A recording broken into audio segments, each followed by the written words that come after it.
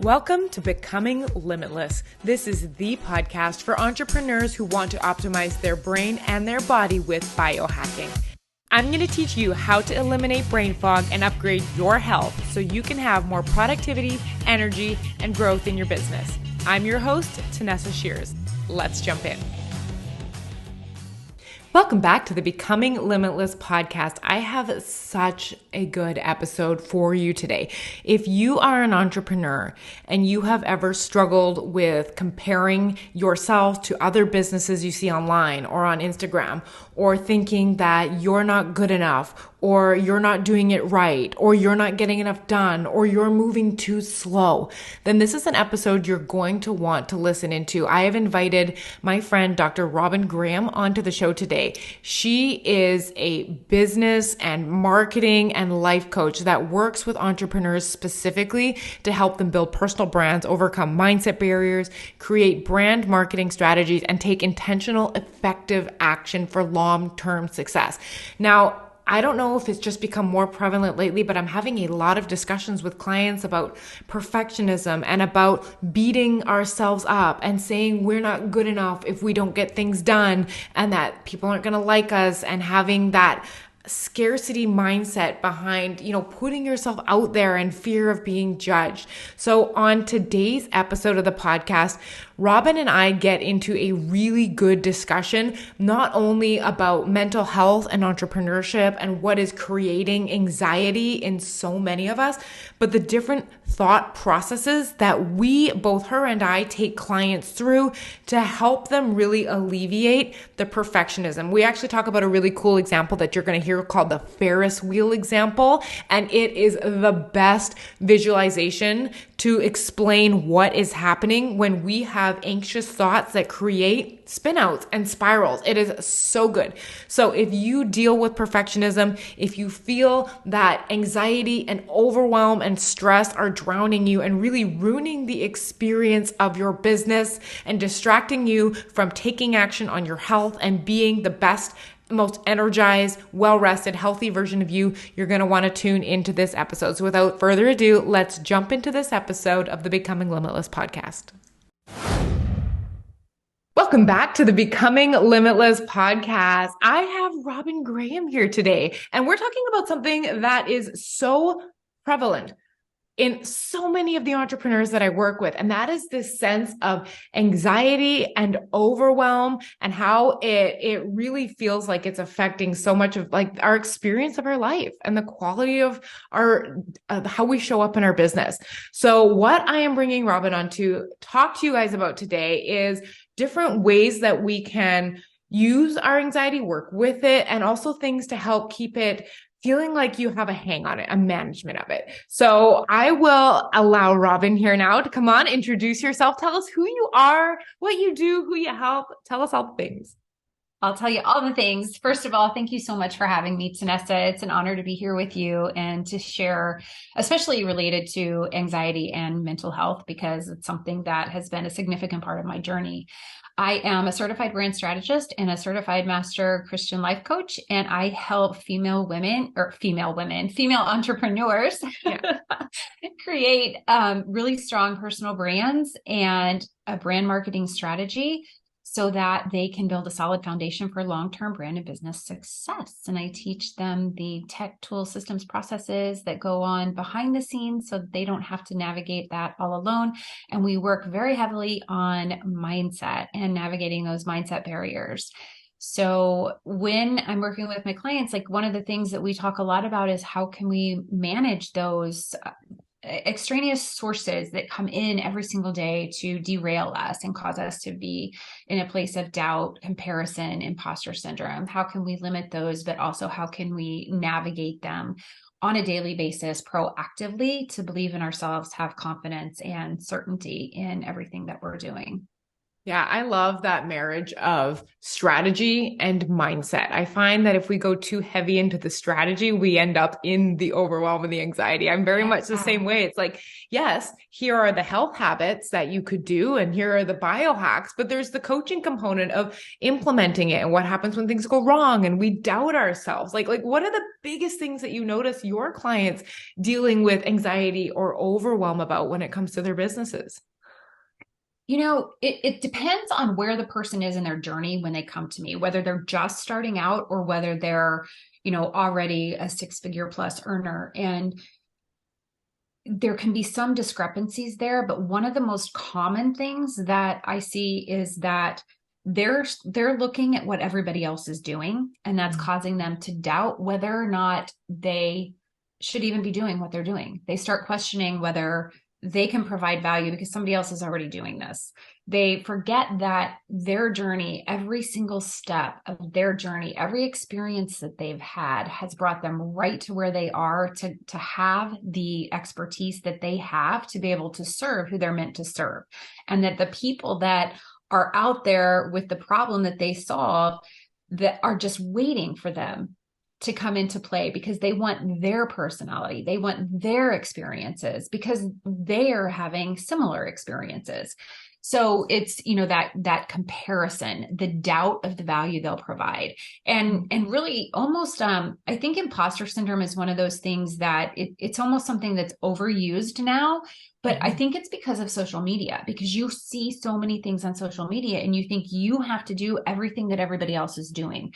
And that really causes people to lack confidence and lack trust in themselves because they think, I'm not doing enough. I'm not doing what they're doing, which means I'm not good enough, or I'm not going to make it because they're doing that and they've already made it. And I think people tap into what they see on the surface versus what's really happening behind the scenes, which is not equivalent. And so it really is, I think, that the struggle with doubt. And one of the biggest things too is when that happens and people start trying to do what other people are doing, they lose sight of their values. And anytime we are not aligned with our values and we're trying to do something that isn't aligned in our values, we're going to kind of fall off the rails, right? We're not going to have the confidence and trust in ourselves. And if we don't, trust determines buying practices. So if we don't have that trust and confidence in ourselves, our audience is not going to have confidence and trust in us, which means they're not going to purchase from us. Yeah, I love that kind of idea. It's also like embodiment, right? But can you expand? Because my audience, we're very data driven and numbers driven. So like even when I started in my entrepreneurial journey, I very much struggled with this side. The strategy side I had down, and I noticed that with a lot of my clients. Like they are excellent in their business strategies, but they struggle with that whole idea of perfectionism and alignment and stuff like that. Like even that's a word that I was like, what does that mean? So for someone who's like hearing all this kind of stuff and like, what does alignment mean? You said alignment with their values, and that's what kind of really creates someone who feels grounded in their work. What does that mean when you say that? So, okay, have you ever been in a position where, and I'm sure people have who are listening because it happens all the time, and this is, I should have probably said this first. It's that overthinking. When you're in that place of overthinking and you're unable to make decisions that are going to move you forward in your business, why can't you make a decision? Chances are that you're not making that decision. You're not approaching that decision from a place of your values. I'm a Christian, so let's just use this as an example. So for me, if I'm watching someone online and they're saying they're manifesting all this money, money is just coming out of the sky to them. And I'm thinking to myself, well, maybe I should be doing what they're doing. And then I try that. It's not going to work. I'm going to feel icky, and it's not going to work for me because I don't truly believe in that. I believe in something completely different. And so a lot of times people will grasp things that are not aligned with who they are at the core. And when we talk about our values, I believe that our purpose is our values, our visions, and our passions, where they all merge like a Venn diagram. Yeah. So for everybody who loves data, think about that Venn diagram and where in your life, where do your values, visions, and passions overlap? Because that's where your purpose is. That's where you are meant to be. And that's the, I guess, niche, for lack of a better word, that you should be putting your effort into. But in order to make decisions to get you there so that you're building trust in yourself, confidence in yourself, and so that your followers, your audience, your soulmate clients can find you and trust you and have confidence in you too, you have to have that clarity around what are those values and how am I going to make decisions that feel good to me and don't cause me to doubt and don't cause me to get confused. Does that make more sense? Yeah, it totally does. So let's dig on this a little further.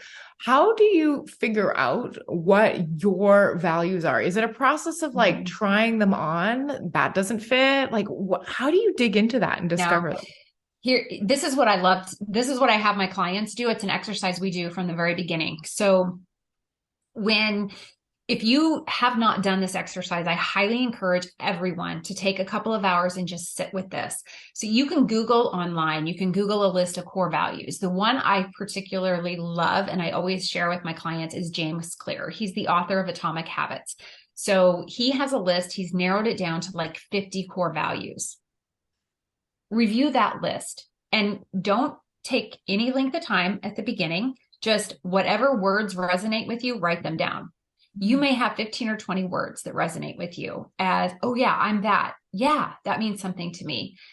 From that list, look at that list and see where is there overlap in those words that are there, those values that are there. Where's their overlap? Because inevitably some of those words are going to have a similar meaning to you. And which one means something more? Which one do you feel more of a gravitation towards? So when you look at that list, then narrow it down to, so say that was 15 to 20, now narrow it down to 7 to 10. Mm-hmm. And then from 7 to 10, narrow it down to 3 to 5. And those become your core values that you're not willing to waver on. So when you have something that you're not willing to waver on, you're going to be able to make decisions that are more, I guess, better for you. They're more easy to make them because you're not going to be sitting in that place of overthinking. Did I do the right thing? Oh, I'm not sure this feels good. I'm not sure this feels right. Well, but they're doing it, so I better do it. No, it still doesn't feel right. You don't have to sit in that overthinking realm. You can be like, okay, you know what? This is me. This feels good because this is who I am at the core. This is aligned with my values and how I want to represent myself to the world. Nobody's going to get confused if I start doing this because it is aligned with every message that I put out in the world. It's aligned with everything that I tout in my business. It's how I work. It's associated with my morals, my ethics, my overall being, right? Whereas if you try to do something that's not then in line with your values, it's going to confuse you, but it's also going to confuse the people around you. Yeah. Like if I were to start talking about manifestation, people would be like, wait a minute, I thought she didn't believe in that. Now she's changing her mind. And I think this is where a lot of people who start their business and they try to DIY everything from the beginning end up in this place of deep confusion and doubt because they've lost track of what really meant something to them and what would really move them forward because they're trying to do what everybody else is doing. Yeah. Oh, that totally makes sense. I love that idea of, and I know what you mean. It's like I know the feeling I get in my body when a decision I've made lines up with my values and not. It's a very specific feeling. So now how would you go about, because I have a lot of clients who are, they're really good in their business, but they want to have a value that they don't have yet.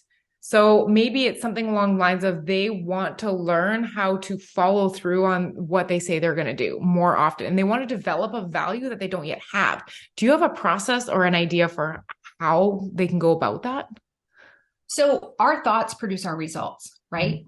And I think it was Brooke Castile actually came up with the CTFAR method. So, you've got the circumstance, which is neutral. Then you have your thoughts, you have your feelings, you have your actions, you have your results. I like to use that as a starting point, But when you think about the fact that your thoughts are going to produce your results, what are you doing in between there?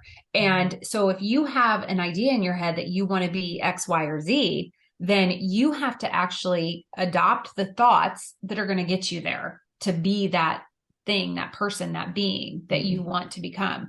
So if you have this idea that maybe you want to be more, follow through more, or more consistent, consistent. disciplined. Let's just say consistent, more disciplined, whatever. If that's what your goal is, what are your thoughts around that? If you're thinking, well, I can't do that. It's never been part of me. I can't accomplish that. If you're thinking all negative thoughts, or if you're thinking, well, what if I try to become consistent and I fail at being consistent? What if I let people down because I'm not consistent? And you're thinking all these negative thoughts around being consistent. How is that going to make you feel? Right. It's going to make you feel maybe fearful to try. It's going to make you feel incapable. It may make you have more doubt. It's going to make you feel sad that you're not like the way you want to be. All of those negative emotions are going to come into play. And then the action you take is going to be basically none, right? You're not going to take the action to develop that trait or skill or, ability to be more consistent. So right? So now you failed. So if you want to be more consistent, you've got to switch that conversation in your head. Start talking to yourself as though you're already consistent. And then take the action that's going to move you to that place. Because I bet if you want to become more consistent and you start saying to yourself, you know what? I am consistent. I was consistent today when I did XYZ. I was consistent yesterday when I did the follow-up for whatever project.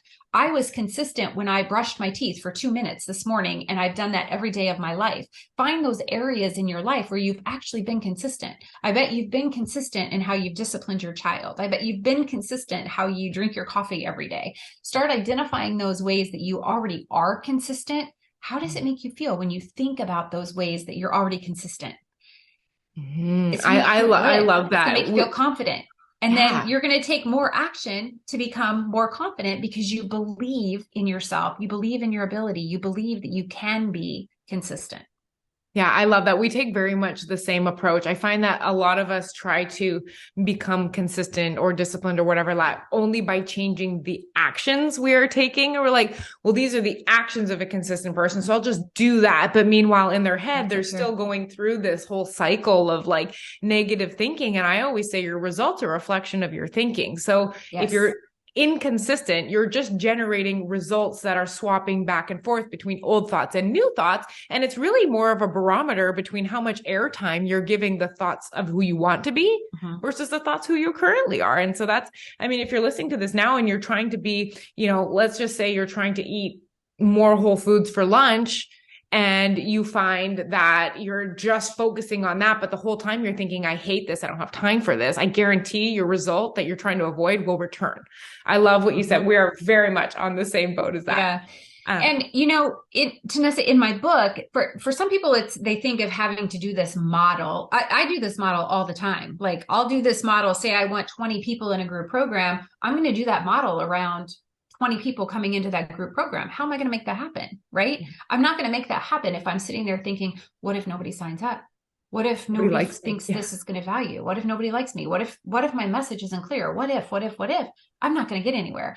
And I know you brought up before we started talking about the example I use in the book of the Ferris wheel.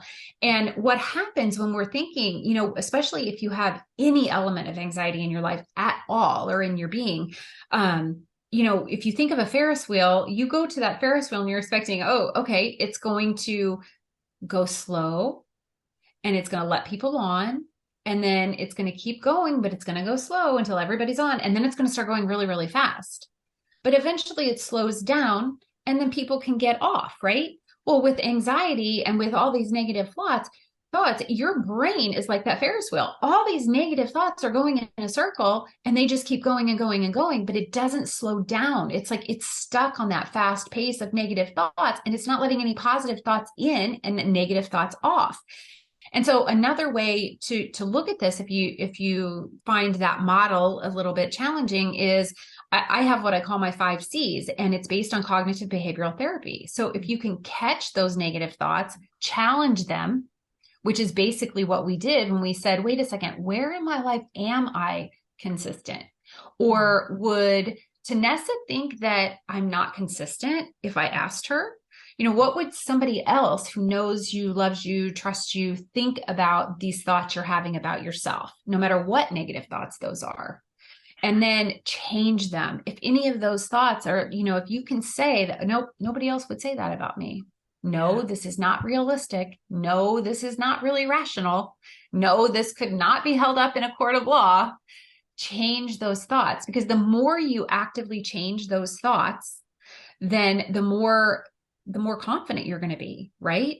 Yeah.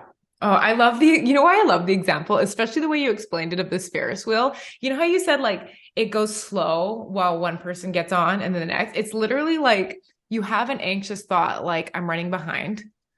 And then the next thought gets on is like, I've got so much to do. And then the next thought gets on. And the more thoughts that get on, the faster they start coming. And then we get into literally a spin. I love it. It couldn't be a better analogy for that. Yeah. Yeah. Oh, it's very true, but we have to, and this is not something, like I say this all the time, it's not one and done. This is something like, especially one thought. There's, I actually have the book sitting right here. It's called Switch on Your Brain, and it's one of my favorite books ever, but it's by Dr. Caroline Leaf. And she has what she calls the 21-day detox, brain detox.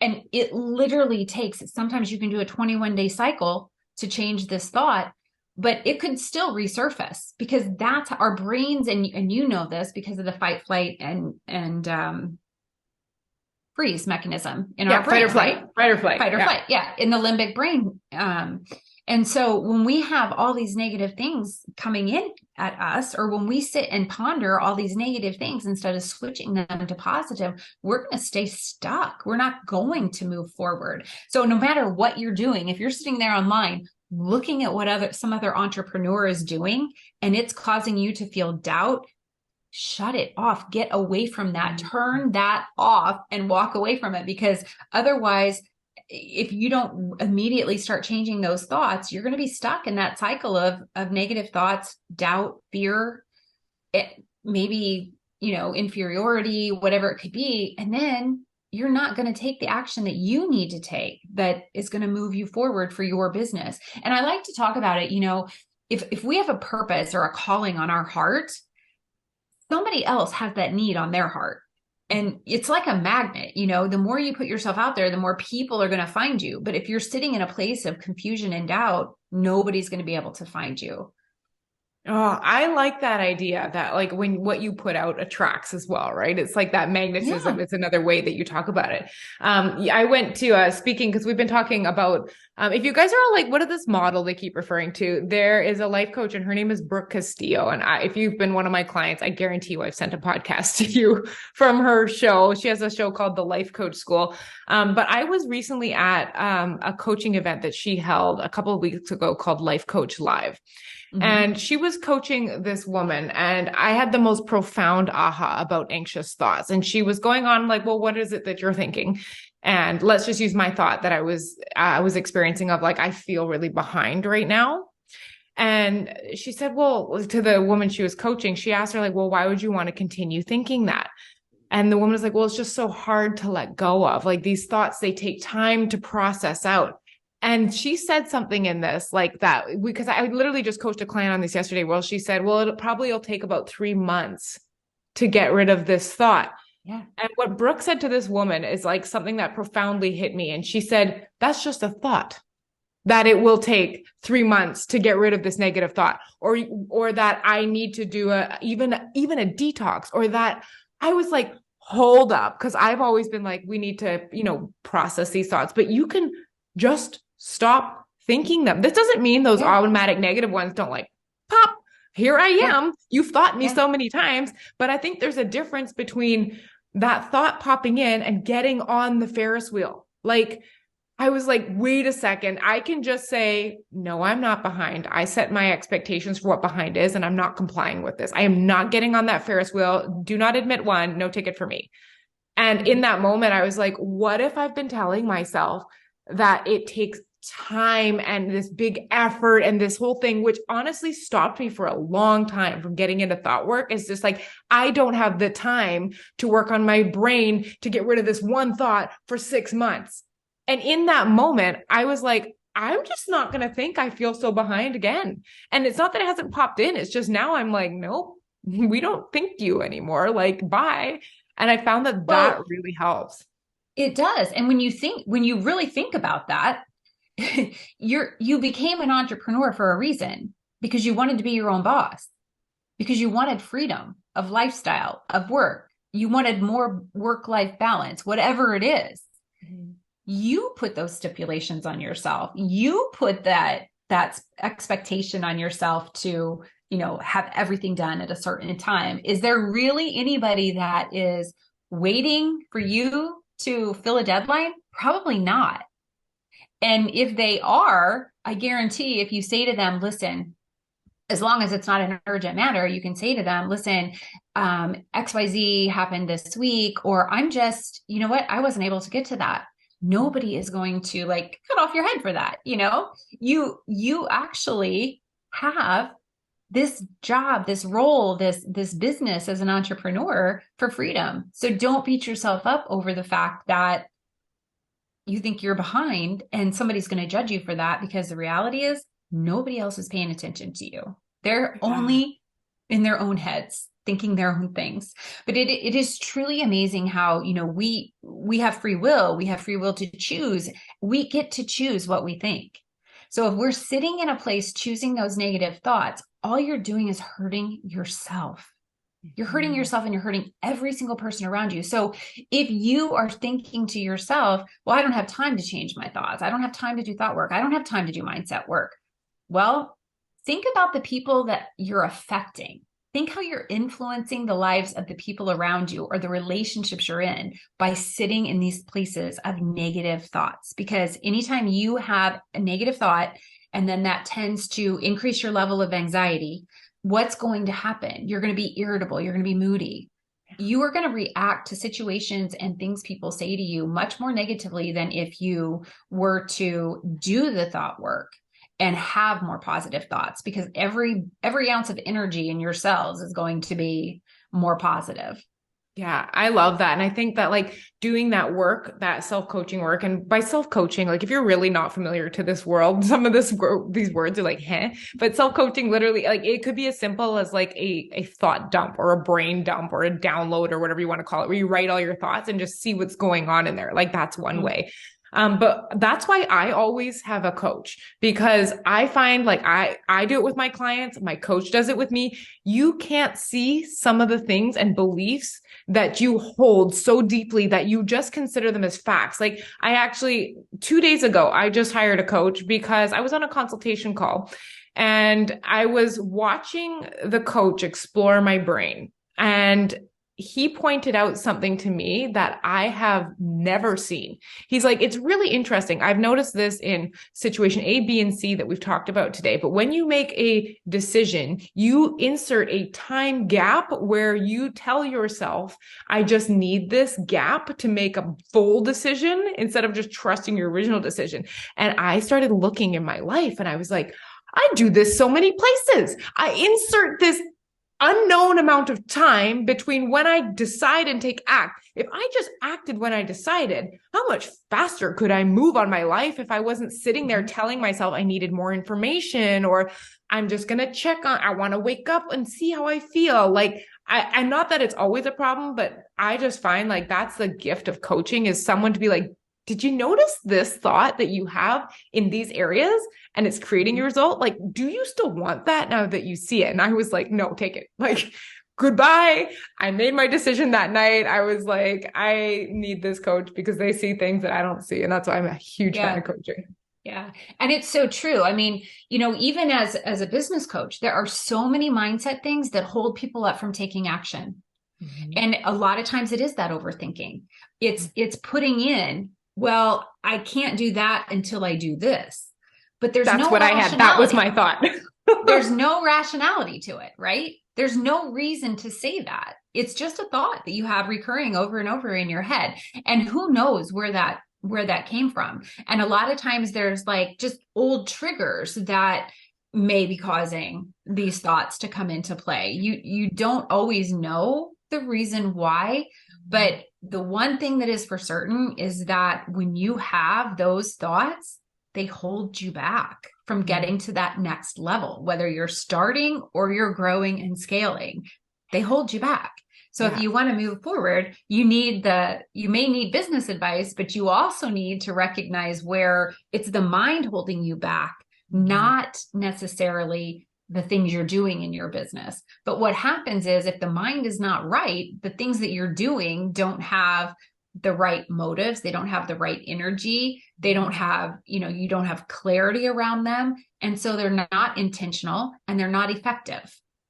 Yeah. Oh, I love seeing those patterns. And while you were talking and you were like, we don't even know where they come from. And I'm like, my mom told me growing up, just always sleep on your decisions. Don't trust your first decision. And I was just like, that's where that came from. And this is part of what I love because like, why would I want to hold on to that if it's not serving me anymore? So anyways, this is partly why this thought work and like either doing it yourself, reading a book, getting a coach is so good. But I kind of want to like circle back on something you were saying earlier in a topic, which it's a very hot topic.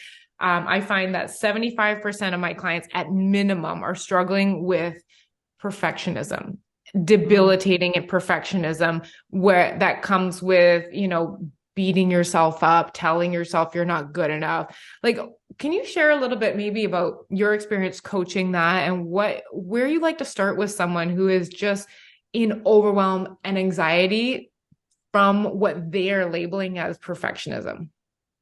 Oh gosh, this is such an interesting question, but such a powerful question, right? Because I mean, I'm guilty of this. And where does that sense, the need of to be perfect come from? Mm-hmm. Right? And I think so many times when we were children, we were expected to be perfect, maybe not even intentionally, but we carry all that baggage with us. Mm-hmm. And then if we are type A, if we have anxiety, our brain is telling us, and fear is telling us, well, you can't do it if it's not perfect. You can't do it if you might fail. And the bottom line, it comes from fear. Because if we are trying to be so perfect, we're trying to be so perfect because we're afraid of the result that is not perfect, right? So are you afraid that you'll embarrass yourself? Are you afraid that you'll be judged? Are you afraid of looking funny? We see this a lot of times with, this is a really simple example, but it's something that I think a lot of entrepreneurs struggle with, especially people coming from corporate into the world of entrepreneurship, where you're expected to be on video. You can't be successful on Instagram if you're not doing video. We hear this over and over and over and over again. And so, but a lot of people have fear of being on video because what if it's not perfect?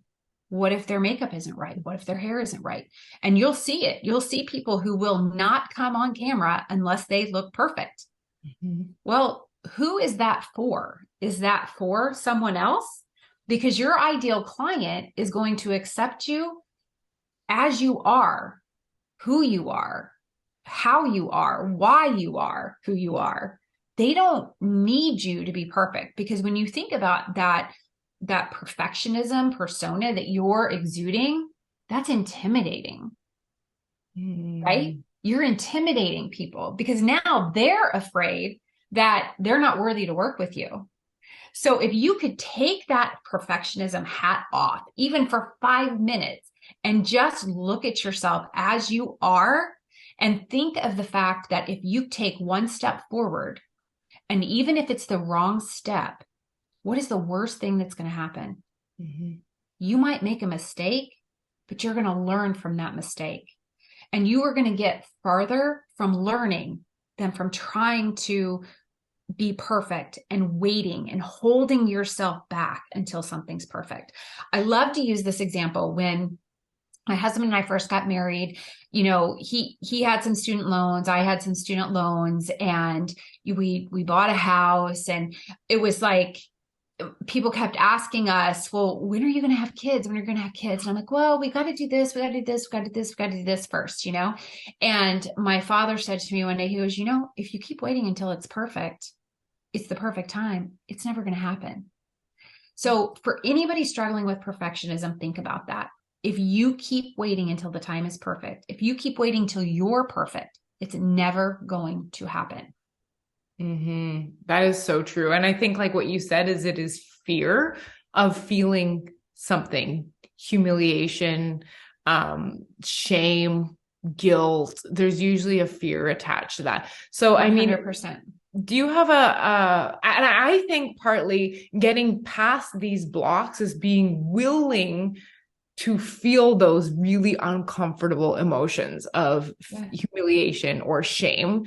And then knowing that those could be a possibility, but they're also part of the process. So do you have any guidance for people listening on like, okay, I don't like the perfectionism, but what do I do next if I'm paralyzed by shame or humiliation? So, well, it depends. I have to say it depends on, where is that coming from? I think, when we talk about shame, sometimes that can be very deep rooted, but my personal opinion is that no one should be living with shame. But how do you get through that? Sometimes people need therapy. Other times people can work with a coach and have incredible results. But no matter what, it starts with the individual person. And I am a huge fan of journaling. And I fully believe that if you can take that situation that you are afraid to move forward on because you think it has to be perfect, write down, where does this stem from? Because when you take that thought and you put that on paper, you can change the neural pathways. We hear so much talk about meditation. Journaling is actually equivalent to meditation in terms of changing those neural pathways. Until you change those neural pathways in your brain, you're not going to make an advancement in getting rid of perfectionism or changing how you're doing things. So if take the time, start every single day and get those negative thoughts onto paper. If you have a project you're working on and you know that you're procrastinating because you're afraid it's not going to be perfect, make 2 lists. What happens if it's perfect? What happens if it's not perfect? Write down every single thing that you can possibly think of about that, each scenario. Because I'll bet you anything, if it's not perfect, at the end of the 2 list, it's still going to be okay. Like nothing really bad is going to have happened.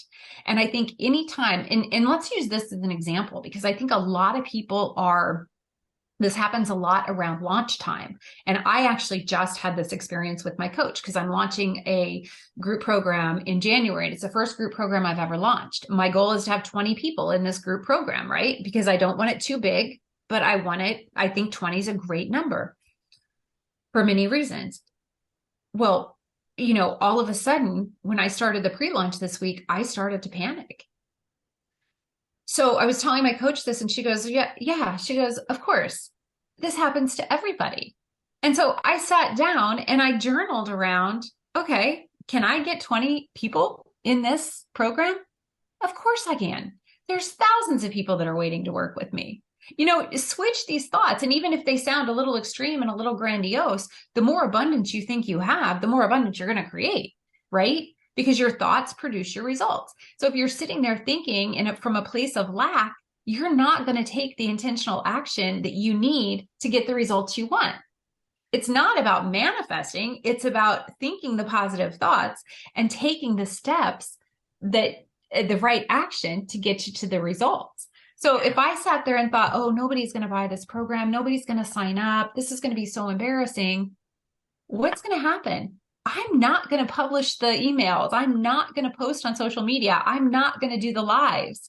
I'm not going to show up, even if I do these things, with positive energy that's going to show my clients or my the prospects to be in this program that I have great energy, that I'm excited, that I can teach them, that I want to serve them, and that I can serve them. So we basically shoot ourselves in the foot if we sit in those places of negative thinking. Yeah. I always love the analogy to kind of piggyback on that is like, if you're going to, if you're telling yourself, well, it's delusional to think all these positive things. Well, it's equally delusional to think all the negative things. So if you're going to think 100%. something delusional, you might as well make it work in your favor. Right. And I remember like earlier this year, I was hiring a coach, and it was a very big investment for what I was used to making for coaching. And I writing down like all the reasons why it wouldn't work for me. And I asked that question to bring to the surface all of the things. And it's amazing when you start to ask yourself questions, you know, how you had your to-list question and you see some things pop out. They were like, oh, you know, I won't finish the program. I will have program fade. I will whatever like this. And then I love this question to ask that, like, all of those things that I'm worried about happening would have to be choices. Like I would have to choose to not finish the program. I would have to choose to not show up. And I took responsibility back for that. And in doing that, I was like, why would I choose any of that? Like, when we realize we have the power over the reaction, like if we post something and it's not perfect, this is all the stuff that could happen. They're really just, you're reading a list of thoughts that you're planning on thinking if result doesn't match. And that is all a choice. Yeah. So, okay, here's a good example of that. So yesterday I go live on Facebook, right? In my group. The funniest thing, I had Facebook open. I had my group open in another window. So as I'm talking, it's talking back to me the same thing I'm saying. And I was like, what's happening here? You know, and I'm like, I am on live. Like everybody can see my reaction. So I'm like, what's happening here? And like, you know, pushing buttons. And I'm looking back at this and I'm like, I could look at that as, oh, you're such a failure. You're such a loser. But instead I was like, well, I had technical difficulties. Everybody who's watching the replay, start at 53, not at the beginning, you know, like who cares? I'm human. I'm human. And I'm not going to, you know what I mean? Like I could have chosen to take that down and redo it, or I could have chosen to show, okay, I'm human and here's the information. There's so much value here. Take it, learn from it, you know? Yeah. I always find that those are good gut checks for us as entrepreneurs. Like I had a client one time and I was talking to her and I was saying something about like, oh yeah, we ended up finishing a Costco sized pizza on the weekend because we were moving. And she goes, you eat pizza? And I was like, note to self, not showing enough real in real life. And, you know, I love those constant reminders. And I find that over time, I've decided to lean in to the messy, to showing up with a morning hair, no makeup on. Here's what I ate this weekend. I'm struggling with this because like nobody wants to work with, like you said, somebody that's projecting an intimidating, perfectly put together image. So I think like leaning into that as a strategy, like you pick your values and you show up authentic in those and let the people who love that come to you. And then you know that the clients you're working with, you don't have to show up perfect because they fell in love with you for who you were. I love that. So absolutely. Good. And when you live that way and you represent your business that way as a personal brand, you're going to attract your soulmate clients. You're not going to attract those clients that frustrate you or annoy you or aren't meeting the expectations that you have for your clients. And I think that's really important. And the other thing, you know, back to perfectionism, Tanessa, when I was in pharmacy school, working on my doctorate, one of my preceptors said, you know, if you don't know an answer, it's okay to say, I don't know, but I'll find out. Yeah. So if there's anything that you have on your plate that you're struggling with putting out there because it's not perfect, think about that. Even if you don't know the perfect answer, you're going to find out what's going to work and what's not going to work. And sometimes if it doesn't work, that's the best way to learn. Yeah, I love that. What a good note to wrap up today's conversation, I really love where this went because I've been wanting to address perfectionism on the podcast and all of this anxiety, but specifically perfectionism, because I feel like there's a lot of entrepreneurs that struggle with this, because I do feel like you said that it is the type A is drawn to entrepreneurship. Not that there aren't other types as well, but it is, I think, a very dominating type of entrepreneur. And so this has been a wonderful conversation. So where can people find you, get a hold of you, be in your world? Where would you like to send people? Absolutely. So 2 places really they can, or 3 maybe, but my website is the best place because on the website, therobyngraham.com, you can find the podcast. You can join my email list, which I send out for anybody who is struggling with some of these mindset things. I send out journaling prompts every single Monday to help you start your week off on the right foot. And you can journal around those prompts every single day so that you have the right frame of mind as you go into your every day in your business. So my website's the best place to find me, therobyngraham.com. Okay. I love that. Well, thank you so much for coming and talking to us about all of the stuff we really need to hear. You know, it's easy to like get caught up in the strategy and the biohacks and how to improve this metric and that metric. But if you're not managing your mind, it can really lead to a lot of that perfectionism and anxiety. And I hope that today's episode has given you guys a ton of tools that'll help you manage that and to help you feel better about how you're showing up aligned with your values. As I now know exactly what that means. You're talking to like the Excel spreadsheet brain in me. I like it very much. So thank you so much for coming on today's show. Well, thank you for having me. It was an honor to be here. And, you know, the other thing, Tanessa, if anybody has questions and wants to just shoot me an email, I'm always open to that. My email is info@therobyngraham.com.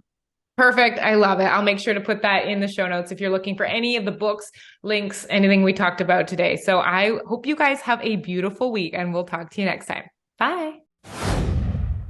Hey, if you're hearing me right now, you might be an entrepreneur who feels like this. Every single thing I had was going into my businesses and there was no room left for me. And that means I wasn't eating right. My stress levels were just off the charts. And I was getting these headaches and I just felt like my health was not where it could be, where it should be. Every day I woke up really tired, and actually all day long I was tired and I couldn't understand why. And this was really in the way of my productivity. I gained 20 pounds in 1 year, and that's mostly because of work stress. I've never seemed to have the control over my own health. This podcast will help you with all of that. I'm sharing everything I know and everything I'm learning about how to get healthy, optimize your focus, and eliminate brain fog for faster business growth.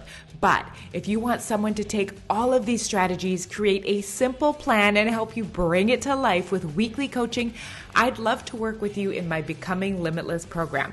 This is the high-touch intensive program that I have created to coach entrepreneurs like you to get back on track with their health, get really good sleep, and start waking up feeling well-rested.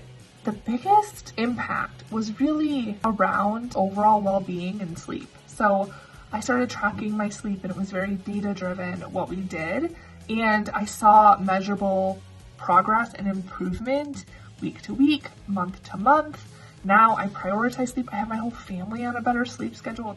You'll get my expert eyes on what you eat and help you develop a simple plan that sticks. She helped me really figure out what works for me nutrition-wise. It's not just like some cookie cutter plan. It's let's figure out what works best for your body and just optimize everything so I can show up at my best for my family, for my business, and just feel good. And of course, have you showing up to your business with clear, focused thinking so you can scale your business faster. Both my companies have grown over the last 2 years. I'm waking up more energized and I'm able to be more productive in my business. You're going to learn how to optimize your brain and your body using a combination of wearable technology, accountability, science-based biohacks, and weekly personalized coaching. I'm not only going to share what to do, but I'm going to teach you how to be consistent and develop the self-discipline that keeps this going for the rest of your life. Coaching is where the magic really happens, because without coaching, you'll end up right where you started, because those blocks and those underlying patterns that got you here are still there. You have to really rewire the way you think, and that's what Tanessa helps you do. And it's good to have somebody who's got your back, who will hold you accountable, and who will help you work through this process together. I help you become a human being instead of just a human doing. You get to have your health and a successful business too. It doesn't have to be a choice. So she really taught me a lot about how to balance being an entrepreneur and a business owner and also not sacrifice my health. Yep, you can use the gold mine of information in these free episodes of the Becoming Limitless podcast to help you take control of your health, and you will feel more vibrant. But if you want, you can outsource your health to me and put your brain power back on growing your business. If you're ready to commit to upgrading your health and start feeling more energized within the next couple of months, click the link in the show notes and book in a consultation call with me. My life today is not even recognizable with the life I had a year ago. And that's because of everything that Tanessa has put into the program. So if you're on the fence, get off the fence. Your future self will thank you for it. Highly suggest working with Tanessa. I would highly suggest doing a consultation call with her, doing her program, seeing what she's about, and seeing if she's a good fit for you, because she is definitely committed to her clients and she definitely knows what she's talking about. So go work with Tanessa. She's really amazing and she's going to help you get your energy back. Hit the link in the show notes and book in to talk with me about your health, and I'll see you on our first call.